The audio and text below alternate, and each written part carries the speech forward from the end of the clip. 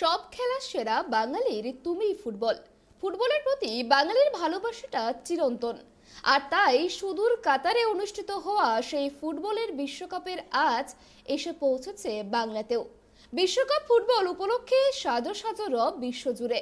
দেশ, রাজ্য, জেলার পাশাপাশি নদিয়ার বহু প্রাচীন ছোট্ট শহর শান্তিপুরেও দেখা মিলল বিশ্বকাপ উৎসবের ছোঁয়া।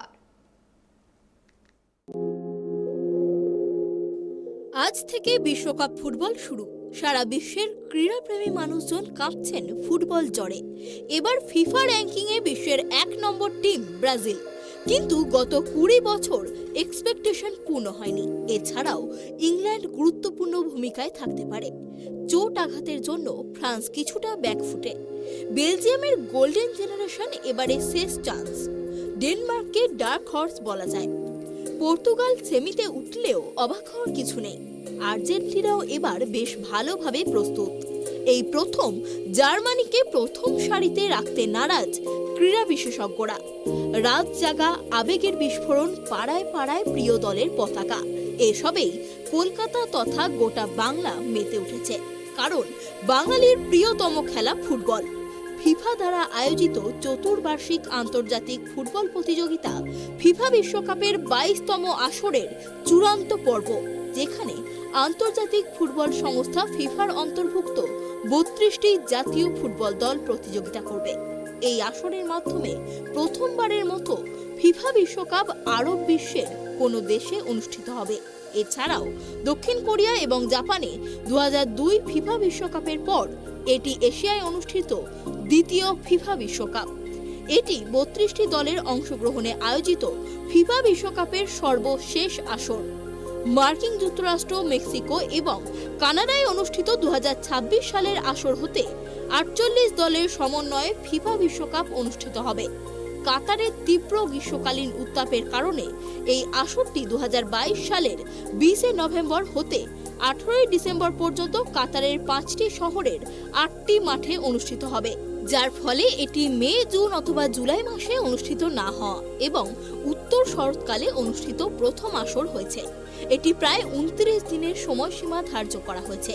এই আসরে অনুষ্ঠিত প্রথম ম্যাচে আল খুরের আল বাইদ স্টেডিয়ামে কাতার এবং ইকুয়েডর মুখোমুখি হবে আজ।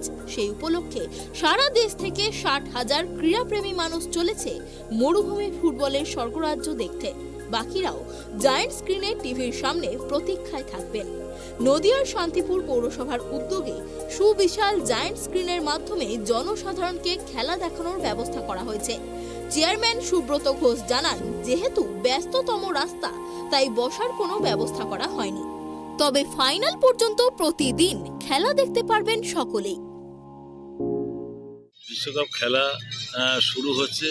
স্বাভাবিক কারণে শান্তিপুরের মানুষের একটা চাহিদা ছিল যে পৌরসভার যাতে আমরা অনেকেই সেই খেলাগুলো দেখতে পাই না, এবং সেই জন্য আমরা পৌরসভার পক্ষ থেকে একটা জয়েন্ট স্ক্রিনের আমরা ওখানে একটা ব্যবস্থা করেছি, যাতে সমস্ত খেলাগুলো আমাদের পৌরসভার সামনে এর আগে বিগত দিনে চেয়ারম্যান এলেও এটা করেছিলেন। তা আমাদের নতুন করে আমরাও সিদ্ধান্ত নিয়েছি, আমরা ওখান থেকে যাতে শান্তিপুরের মানুষ সেই খেলাগুলো খেলা হবে চলবে।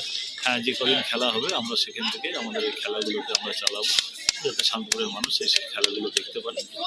বসা টসার কোনো ব্যবস্থা করা আছে নাকি? বসা বলতে সেইভাবে ধরুন একটা রাস্তার মতো আমাদের দুপাশে ফুটটা রয়েছে, ফুটের ওখান থেকেই মানে খেলাগুলো দেখার একটা ইয়ে করা হয়েছে। আলাদা কোনো বসা সেইভাবে, যেহেতু সামনে ন্যাশনাল হাই রোড, তো সেইভাবেই বসার জায়গা না, প্রশাসনকে আমরা বিষয়টা জানাচ্ছি যাতে অন্তর্পক্ষে সেই জায়গায় যাতে অনেকটা ভিড় হলে যাতে প্রশাসন একটু অন্তর্পক্ষে সহযোগিতা করে।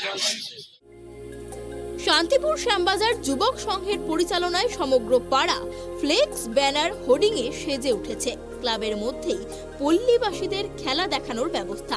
সেমিফাইনাল এবং ফাইনালে থাকছে জায়ান্ট স্ক্রিন, সাথে নৈশভোজের ব্যবস্থাও। সামনে আজকে থেকে আমাদের ওয়ার্ল্ড কাপ শুরু, ফুটবল ওয়ার্ল্ড কাপ। তার জন্য আমাদের ক্লাবের সদস্যরা, আমরাও আছি তার মধ্যে। আমি যেমন রোনাল্ডোর ফ্যান, কেউ ব্রাজিলের ফ্যান, কেউ আর্জেন্টিনার ফ্যান। ওর জন্য আমরা 3টে ফ্যানদের মিলিয়ে আমরা এই বড় ব্যানারের আয়োজন করেছি। আর এছাড়াও আমাদের ক্লাবে এবছর জায়ান্ট স্ক্রিন হওয়ার কথা চলছে। সেমিফাইনাল, ফাইনাল 2টো খেলা আমরা জায়ান্ট স্ক্রিনে দেখাবো পল্লীবাসীকে। আমাদের পাড়ার যারা যারা আছে ক্লাব সদস্য, পাড়ার লোকজন, বাইরের কাউকে নয়।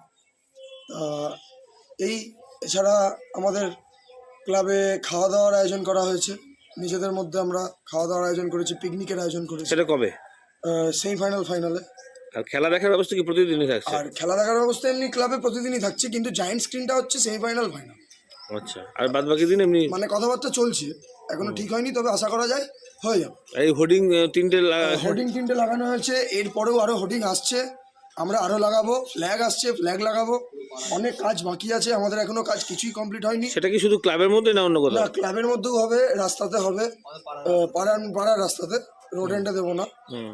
আর পাড়ার যে রাস্তাগুলো আছে, গলিগালা আছে, ওগুলো সাজানোর আমরা চেষ্টা করছি, কারণ এতে আরও অনেক বাচ্চা বাচ্চা ছেলেরা ফুটবল প্রেমী হয়ে উঠবে।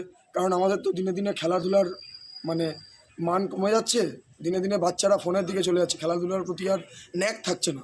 এগুলো যত করে আর কি করা যাবে, যত বাচ্চাদের ইনসিস্ট করা যাবে ফুটবলটা বা ক্রিকেট যে কোনো খেলায়, আমার মনে হয় তাতে করে পড়াশোনাও ভালো হবে, ভবিষ্যৎ প্রজন্ম অনেক